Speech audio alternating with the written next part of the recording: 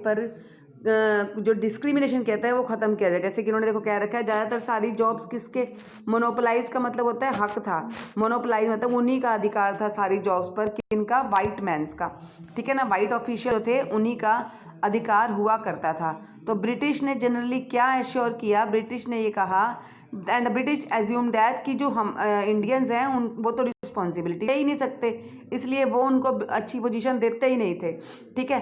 और ब्रिटिशर को ये मानना लगता था कि उनको ये पोजीशन नहीं मिलनी चाहिए क्योंकि वो तो अपनी रिस्पॉन्सिबिलिटी पूरी कर ही नहीं सकते। तो इंडिया के जो लोग थे इस चीज़ से बहुत ज़्यादा परेशान थे।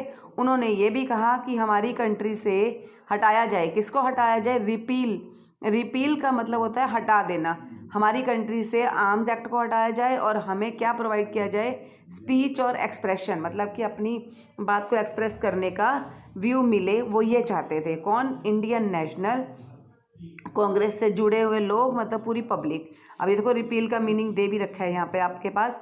तो अर्ली कांग्रेस आल्सो रेज्ड, उसके बाद उन्होंने जैसे कि अपने राइट्स के लिए लड़े, अपनी पावर के लिए लड़े, उसके बाद उन्होंने, और लड़े का मतलब उन्होंने लड़ाई नहीं करी, सिर्फ अपनी आवाज़ उठाई, मूवमेंट्स करे, स्ट्रगल किया, रैलियाँ निकाली, लड़ाई नहीं करी, मारकाट कुछ नहीं करी। मॉडरेट का मतलब वही होता है जो मारकाट नहीं करते, इनको गर्म दल के नेता और नरम दल के नेता बोलते हैं, मतलब जो सिर्फ आवाज़ उठाते हैं, जैसे कि महात्मा गांधी थे।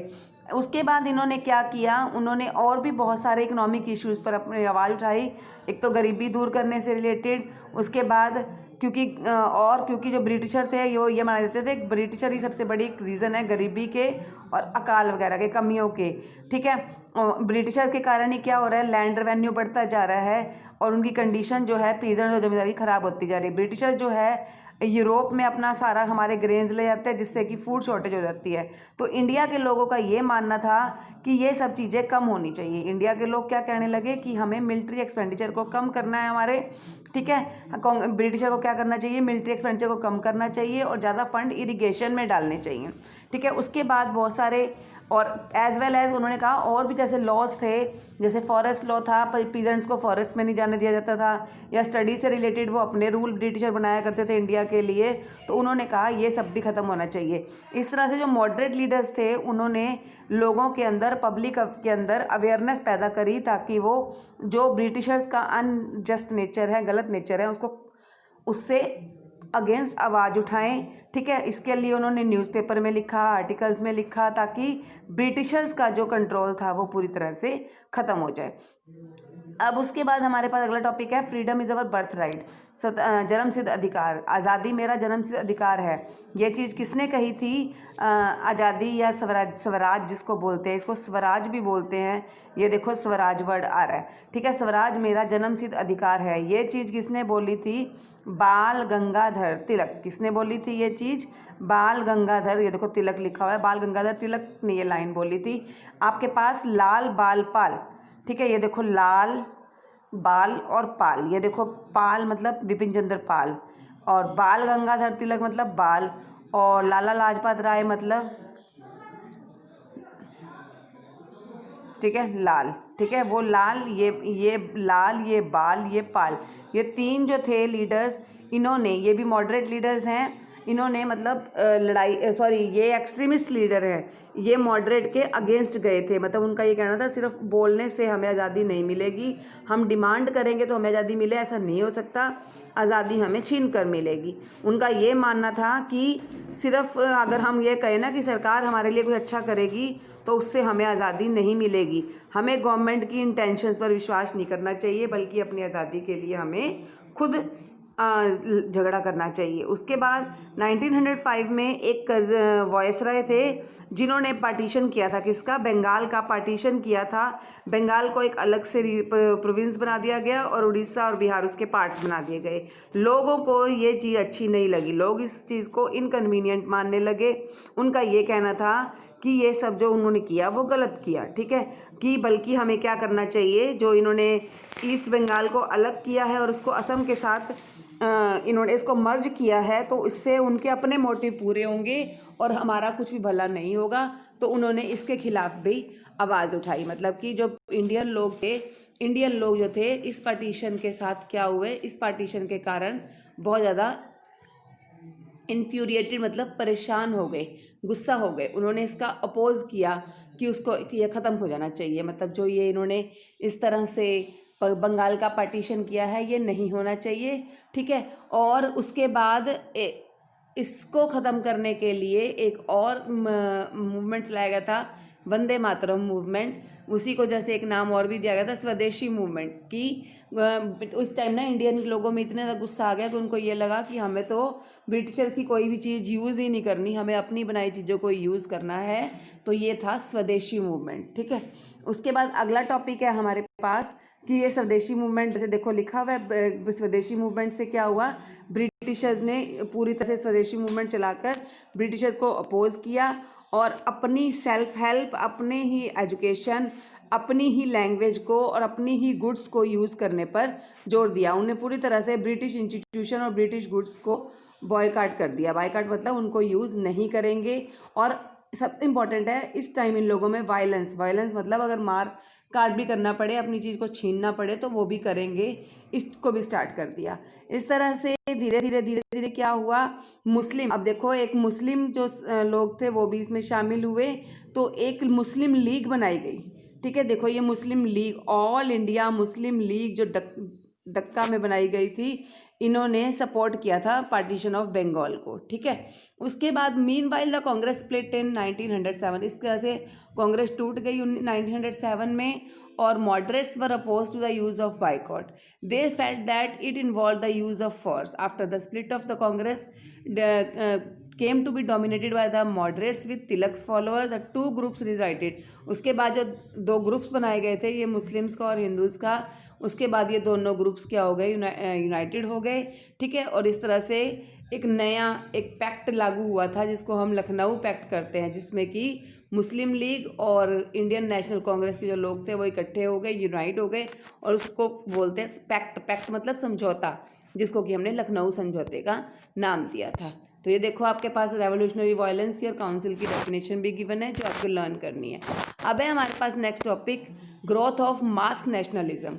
उसके बाद जो ब्रिटिशर्स के अगेंस्ट ये स्ट्रगल बढ़ता जा रहा था, मतलब पहले छोटे से स्केल पे था तो रिवॉल्ट था, ये धीरे धीरे क्या बन गया, ये धीरे धीरे मूवमेंट का नाम ले लिया। इसमें सारे पीजेंट्स, सारे tribal, students, women, factory workers, सब लोग इसमें शामिल हो गए और इस तरह से ये स्टार्ट हुआ था। उसके बाद फर्स्ट वर्ल्ड वार हुआ। फर्स्ट वर्ल्ड वार में क्या हुआ, ठीक है, फर्स्ट वर्ल्ड वार में इकोनॉमिक कंडीशन और पॉलिटिकल कंडीशन, जो सिचुएशन कंडीशन इंडिया की थी, वो क्या हो गई, वो पूरी तरह से चेंज हो गई, ठीक है।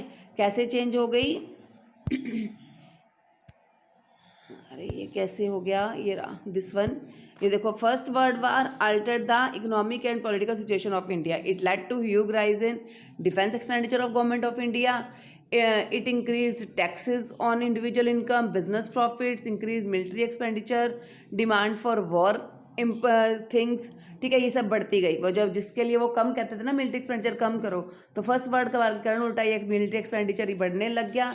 इस एक्सपेंडिचर को पूरा करने के लिए ब्रिटिश ऑफिशियल जो है टैक्स चार्ज करने लग गए इंडिविजुअल इनकम पे, ठीक है, और अपने प्रॉफिट्स को इंक्रीज़ करने लग गए ताकि वो मिलिट्री के लिए जो भी खर्चा है, उनकी जो वॉर की डिमांड्स हैं, जो वेपन्स वगैरह खरीदने हैं, उसके लिए उनके पास पैसा हो सके।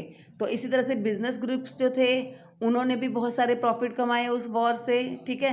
As you have seen war created, क्योंकि देखो वॉर के कारण एक डिमांड बढ़ी थी इंडस्ट्रियल गुड्स की, जूट बैग्स की, क्लॉथ की, रेल्स की, जिसके कारण से there was a decline of import from other countries into India.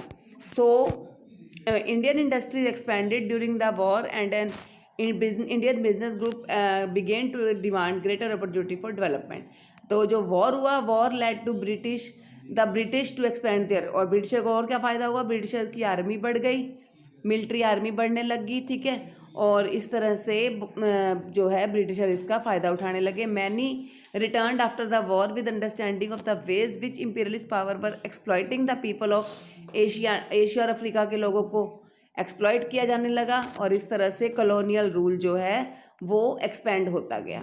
अब उसके बाद हमारे पास है फर्दर मोर 1917 में रेवोल्यूशन रशिया में भी हुआ, ठीक है, उसमें भी जो पीजेंट्स थे, वर्कर्स थे, वो सब शामिल हो गए, और इस तरह से लेकिन जो इंडियन नेशनलिस्ट थे उनको रशियन रेवोल्यूशन, रशिया के लोग पावरफुल थे तो उनको तो बेनिफिट हुआ, लेकिन जो इंडियन मूवमेंट था वो इतना अभी पावरफुल नहीं हो पाया था, इतना सक्सेसफुल नहीं हो पाया था।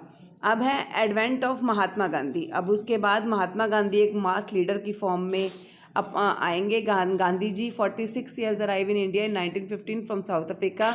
ठीक है, जब वो कंट्री में रहे तो देखो पहले ही बताया था आपको नॉन वायलेंस। ठीक है, तो उनका जो मेन मोटिव था, उन्होंने कंट्री में नॉन वायलेंट मूवमेंट चलाया था। ठीक है, वो एक रिस्पेक्टेड लीडर थे। ठीक है, और उनको इंटरनेशनल लेवल पर सब कुछ जानते थे, और उन्होंने जो मूवमेंट चलाया था वो नॉन वायलेंस मूवमेंट था, जिसमें देखो सारे मर्चेंट, लॉयर, वर्कर सारे पार्टिसिपेंट थे, सारों ने इनकी हेल्प करी थी। और इस तरह से इन्होंने जो कंट्री की कंडीशन को इम्प्रूव करने से जो मूवमेंट चलाए, अब उनके बारे में हम पढ़ेंगे।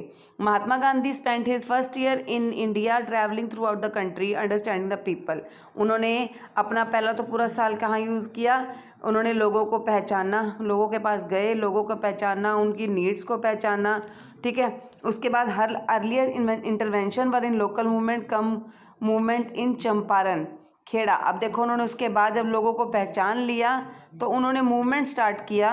तो उन्होंने मूवमेंट कहाँ कहाँ चलाए, लोगों की कंडीशन को इम्प्रूव करने के लिए, लोगों की अवेयरनेस बढ़ाने के लिए, चंपारण, खेड़ा, अहमदाबाद, यहाँ पर उन्होंने जाकर मूवमेंट चलाए। और राजेंद्र प्रसाद, वल्लभ भाई पटेल, इन सब के साथ मिलजुल कर बहुत ज़्यादा, जैसे कि ये नॉन वायलेंस पर विश्वास करते थे, तो इन्होंने देखो एक स्ट्राइक की थी। इन्होंने एक स्ट्राइक की थी किसके साथ मिलकर? ये है आपके पास राजेंद्र प्रसाद और वल्लभ भाई पटेल। ठीक है, इन अहमदाबाद उन्होंने एक मिल वर्कर्स जो के लोग जो उन्होंने 1918 में एक स्ट्राइक भी की थी। उनका तरीका यही था स्ट्राइक का, नॉन वायलेंस को यूज़ करते हुए। ऐसे ही उन्होंने आगे रॉलेट सत्याग्रह स्टार्ट किया, इसके बारे में अब हम कल पढ़ेंगे। ये टॉपिक जो है, this one topic we will start from tomorrow.